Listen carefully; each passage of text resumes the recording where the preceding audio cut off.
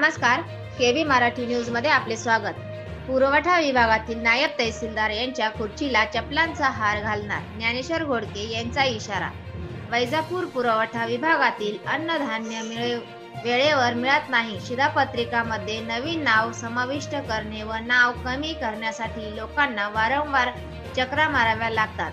आधार card किंवा शिधापत्रिका online करण्यासाठी शासनाकडून ऑपरेटर म्हणून नेमणूक करण्यात आलेली असताना नायब तहसीलदारांकडे यांनी सेतू सुविधा केंद्राकडे प्रस्ताव देण्यासाठी सांगतात। मग तहसीलदार कार्यालय कशासाठी, हा प्रश्न नागरिकांना पडतो आहे। वेबसाईट बंद असल्याचे सांगत वेळ मारून नेली जाते। 6 महिने वर्षापासून लोकांची कामे प्रलंबित आहेत। मग प्रशासन करतं काय? सर्वसामान्य जनतेच्या टॅक्स मधून अधिकाऱ्यांचे पगार होतात, मात्र अधिकारी काम करत नसल्याने शिधापत्रिका धारकांना नेहमीच उडवाउडवींची उत्तरे अधिकारी देतात। तहसीलदार कार्यालयात जमलेल्या नागरिकांनी राष्ट्रवादी काँग्रेस पार्टीचे ज्ञानेश्वर घोडके व अल्पसंख्याक माजी तालुका अध्यक्ष जावेद शेख, दिनेश त्रिभुवन सहकार्यकर्ते तहसीलदार कार्यालयात पोहोचले तर अधिकारी कार्यालयात उपस्थित नव्हते। घोडके यांनी नायब तहसीलदार यांच्या काकडे यांना फोन केला असता त्यांनी उडवविडीची उत्तरे देण्यात आली। घोडके यांनी आपल्या खुर्चीला फुलांचा हार घालून निषेध व्यक्त करू असल्याचे सांगितले। नायब तहसीलदार काकडे यांनी धाव घेत कार्यालय गाठले। घोडके यांनी नायब तहसीलदार काकडे यांना चांगलेच धारेवर धरले। तुम्ही जनतेचे सेवक आहात, तहसीलदार कार्यालयात ऑपरेटर असताना लोकांना सेतू सुविधा केंद्रात पाठवायचे कारण काय? शिधापत्रिका संदर्भात प्रलंबित प्रस्ताव तातडीने निकाली काढा, अन्यथा तुमच्या खुर्चीला चपलांचा हार घालून निषेध केला जाईल, असा इशारा ज्ञानेश्वर घोडके यांनी यावेळी दिला आहे।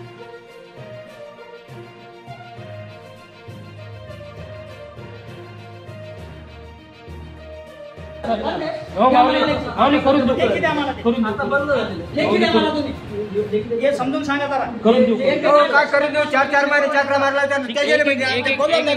बरोबर आहे ना। हे 4 महिन्यापूर्वी मी चक्र मारू राहिलो।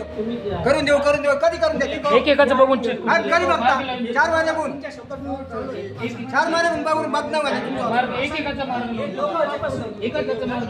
4 महिन्यापूर्वी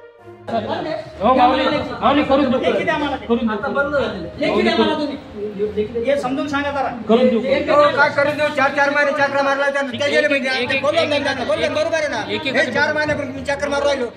करून देऊ कधी करून देऊ एकेकाचं बघून कधी बघता 4 महिन्यापूर्वी 4 महिन्यापूर्वी बघून बघणं मला एकेकाचं मारून 4 महिन्यापूर्वी केबी मराठी न्यूज मध्ये आपणा सर्वांचे स्वागत। आपण आलेलो आहे वैजापूर तालुक्यामध्ये राष्ट्रवादी काँग्रेस पार्टी संपर्क कार्यालय प्रदेश उपाध्यक्ष आपण जाणून आपल्या सोबत ज्ञानेश्वर घोडके आतापर्यंत गोरगरिबांच्या हाकेला धावणारे, गोरगरिबांना घेऊन चालणारे, तर या संदर्भात ज्ञानेश्वर घोडके हे आज तहसील मध्ये इथे गेले असता तर त्यांच्या सोबत काय झालं तर आपल्या सोबत आपण जाणून घेणार आहोत आपला परिचय।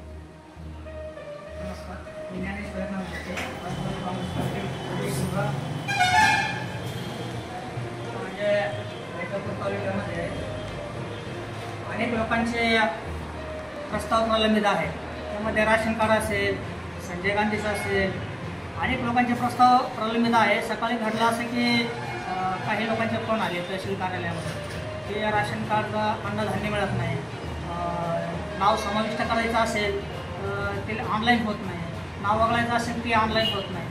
त्या कारणासाठी मी तहसील कार्यालयात गेलो असताना लोक त्या ठिकाणी जमलेलो। पुरवठा विभागाचे नायब तहसीलदार काकडे साहेबांना मी फोन केला। त्यांना मी विचारणा केली की नाव समाविष्ट करण्यासाठी प्रस्ताव तुम्ही दाखल करून घेत नाही, त्याचं कारण काय?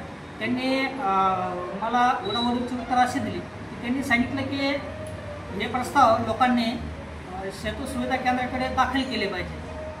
मला प्रश्न असा पडतो, या अधिकाऱ्यांना लोकांच्या टॅक्समधून पगार होता, पुरवठा विभागामध्ये ऑपरेटरची नेमणूक केलेली असताना सेतू सुविधा केंद्राकडे लोकांना पाठवण्याची आवश्यकता का?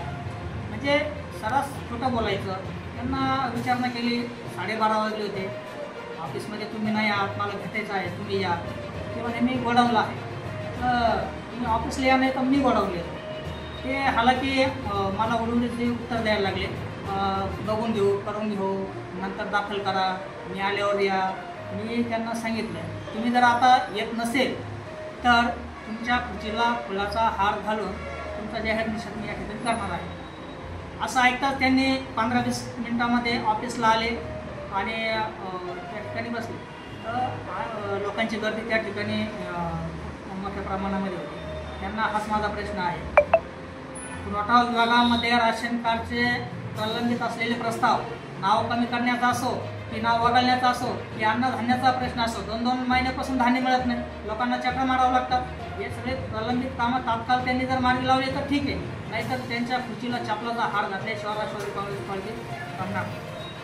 का बा जो तुम्ही गोरगरिबांना बा जे आतापर्यंत तुम्ही न्याय देत आले का बा सर्व जाती पगारचे लोकांना तुम्ही न्याय देत आले, तर या संदर्भामध्ये का बा तुम्हाला का वाटलं बा का असं का तहसीलमध्ये जाऊन बा मी का बा तुम्हाला कोणी बोलवलं होतं का काय नाही?